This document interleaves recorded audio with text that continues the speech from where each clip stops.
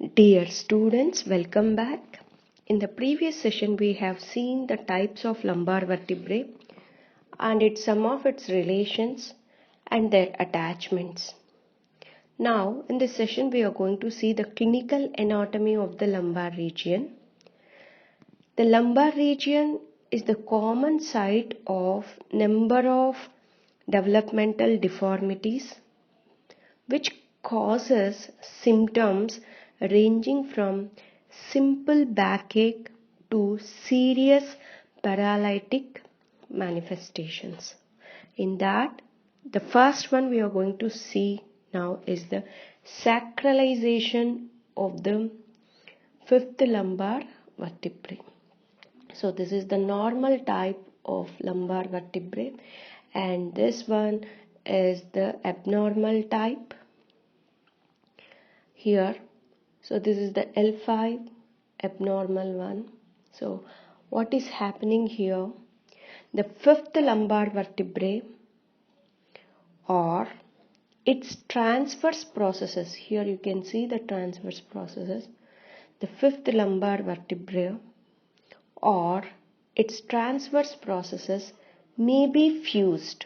Here the vertebral body in the normal, the vertebral body and the transverse process are not fused and they are free with other bony parts.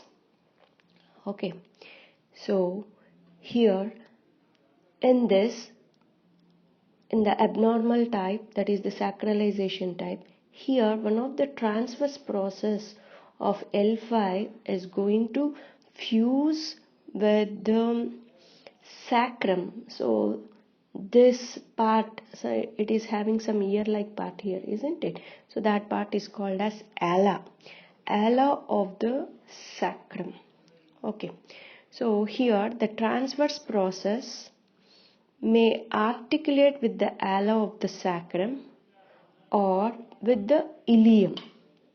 Okay, so ilium is another bone which forms the pelvis. So here it is present, that one. So sometimes this transverse process may also fuse with the iliac bone. Okay, so this is the sacralization of the fifth lumbar vertebra.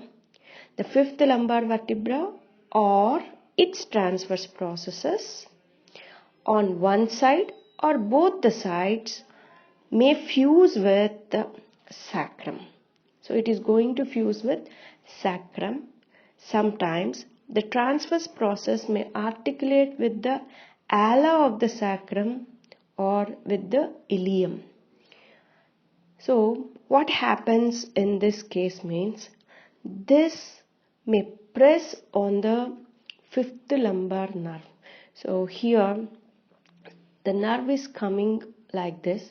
So because of this fusion, this may compress the lumbar nerve, that to fifth lumbar nerve.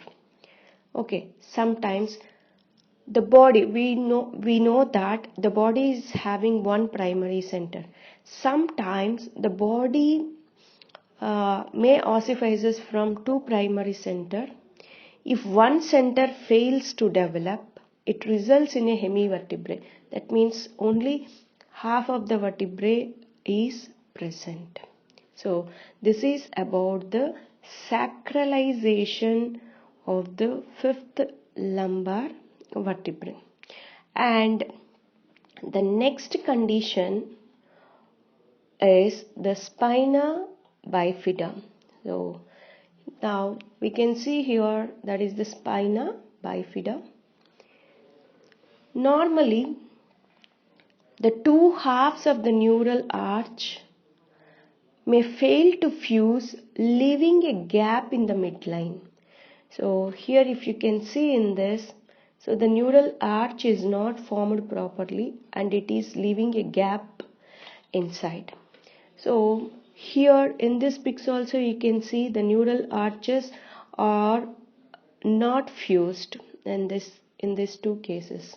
If you see in the longitudinal axis also, here the neural arches are not fused, so some of the parts of the vertebral canal are protruding out. So in these pictures you can see here. Okay. So this is called as spina bifida. If the two halves of the neural arch may fail to fuse, which leaving a gap in the midline, this is called as spina bifida. So what happens if the gap is present? So the contents of the vertebral canal, that is meninges and the spinal cord, may herniate out through this gap. So here you can see, so something is coming out through these gaps. So here in the transverse section we can see, so the contents of the vertebral canal are protruding or herniating outside. So you can see the infant with spina bifida, so it is coming outside here. Okay, here because of the opening of the neural arch, the contents are protruding out, which can be seen on the surface of the back. Okay, so these are all of various kinds. One is in this gap, some of the structures will herniate, giving different names for these conditions. One is protrusion of meninges alone. So here if you can see in this thing, only protrusion of meninges. So this one is the transverse section and this one is the longitudinal section. So protrusion of meninges results in the formation of cystic swelling filled with cerebrospinal fluid. So you can see the swelling here, swelling on the back. So that is called as cystic swelling filled with cerebrospinal fluid. This swelling is called as meningocele. So here the meninges are coming out, only the meninges are protruding out through this gap. So this condition is called as meningocele. When the spinal cord is also present, here you can see here, when the spinal cord is also present, then that condition is called as meningomyelocele. Myelo is nothing but the spinal cord. Meningomyelocele. Sometimes the central canal of the herniated part. So as we know that in the transverse section it will have the central canal. So in this butterfly shaped, isn't it? So this is the gray matter, and here you will have the central canal. If the central canal of the herniated part of the cord may be dilated, this condition is called as syringomyelocele. The central canal of the herniated part of the cord. Here the reason spinal cord is herniated here. If in that herniated part, if the central canal is dilated, then that condition is called as syringomyelocele. Okay. So sometimes the spinal cord may itself be open posteriorly, then that condition is called as only myelocele. So if there is no meninges, only the spinal cord is protruded out, then it is called as myelocele. Sometimes a spina bifida is present, but there is no protrusion. So here you can see in this a gap is present here. Yes, here you can see the gap between these vertebral bodies here. So this gap here you can see is one type of spina bifida, but there is no protrusion through it. Here there is no protrusion is happening here through it, so there is no swelling on the surface. This is the this condition is the minimal a symptomatic type of spina bifida, and this is referred as spina bifida occulta.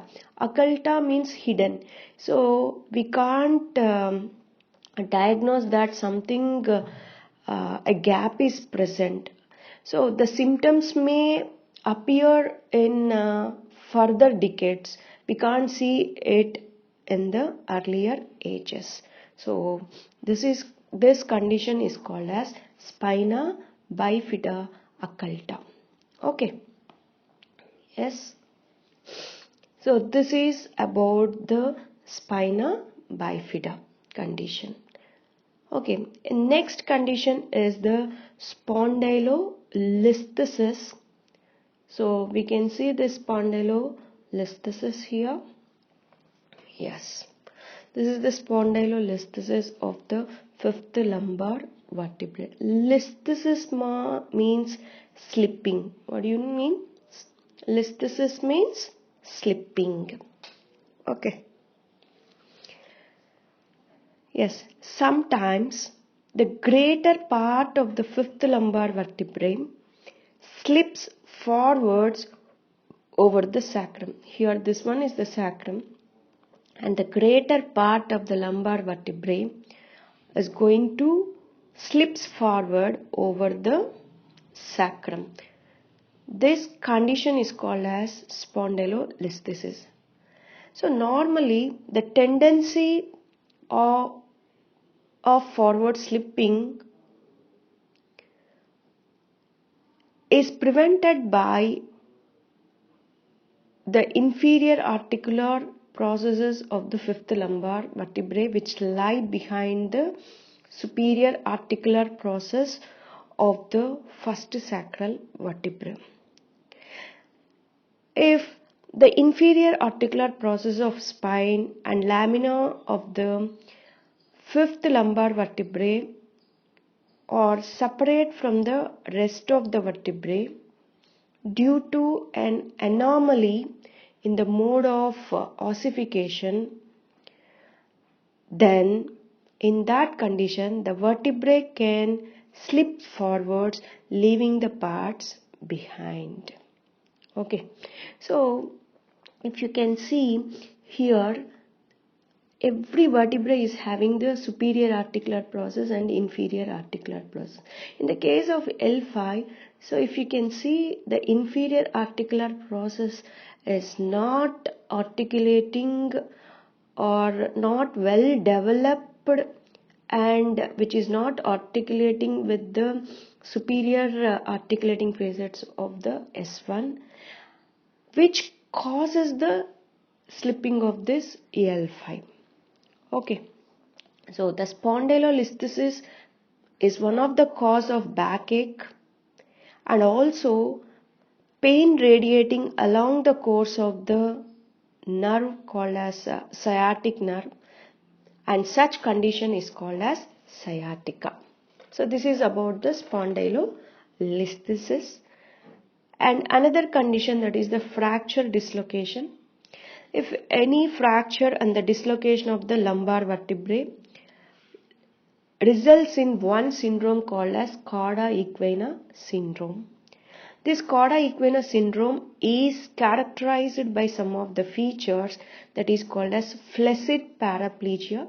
So this is one kind of a neurological condition in which is characterized by weakness or paralysis and reduced muscle tone, which can be commonly seen in the lower two extremities. So it is called as paraplegia. That means two extremities are going to affected. So it is called as paraplegia, paralysis of the two extremities is called as paraplegia. Okay, and for this it is having some clinical features or clinical manifestations that is called as saddle shaped area of anesthesia and analgesia in some areas, which are distributed by the cauda equina region. and also the sphincter disturbances in the form of incontinence of urine and feces, that is the person is unable to hold the urine and also bowels. And in this condition, in the cauda equina, so the person becomes impotent. Okay, so this is the thing happened in fracture dislocation of the lumbar vertebra causes cauda equina syndrome. Okay, so normally in young adults the discs are very strong here. So the discs where here it is present, the discs are very strong and cannot be damaged alone. However, after second decade, degenerative changes set in, resulting in necrosis with sequestration of nucleus pulposus. That means here what is happening? So the nucleus pulposus breaks the annulus fibrosus and which is protruding out here, the central disc protrusion. So which is going to compress the nerves which are placed in the vertebral canal, leading to cauda equina syndrome. Okay, so such normally here the disc is protruded and causing the cauda equina syndrome here, and in sometimes, so what is happening, how this disc is going to protrude means when that person may undergo repeated strains, even if it is minor strains also, it leads to this central disc protrusion. Okay, the unequal tension in the joint in internal dearrangement leads to muscle spasm and violent pain of acute lumbago in the cauda equina syndrome also. And also another condition that is called disc prolapse is usually posterolateral. If you can see, the disc is prolapsed, usually posterolateral. This presses upon the adjacent nerve roots. Here you can see the nerve is coming out here, so it is going to compress the adjacent nerve roots and gives rise to the referred pain such as sciatica. So the sciatica we have already seen in the spondylolisthesis. The thing happened here is also there is the compression of the nerve here. Okay, and in the sacralization also the same thing, the nerves, the L5 nerve is going to compress. Okay, so the disc prolapse occurs most commonly in the lower lumbar region and is also common in the lower cervical region. In sciatica, the pain is increased with rise of pressure in the canal, as in sneezing, okay, and coughing also. And some of the tests are positive, that is straight leg raising test. That means if a person asks you to raise the leg without bending of the knee, the person is having pain along the root of the sciatic nerve. Okay, then that test is positive. And the motor effects with the loss of power and reflexes also seen in this condition.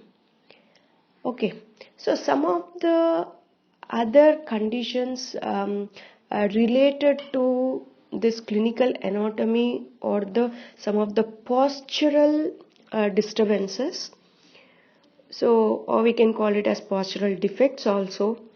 So we can see that conditions, if the spine of the thoracic vertebrae may point to one side, if you can see here, the thoracic vertebrae is pointing to one side, such kind is called as scoliosis. That is side deviation of the vertebral column. It may be right or left. Such condition is called as scoliosis. So there may be Projection of spines posteriorly due to osteoporosis of the body of the vertebrae leading to kyphosis. That is, it is called as posterior convexity of the thoracic spine. That is, increased convexity of the thoracic spine. It is called as kyphosis. And anterior, another condition, that is anterior convexity of the lumbar vertebrae may get exaggerated. So if you can see, this is the anterior convexity. This anterior convexity of the lumbar vertebrae increases, which leading to lordosis, that is called as lumbar lordosis.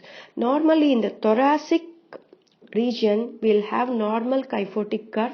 In the lumbar region we have normal lordotic curve.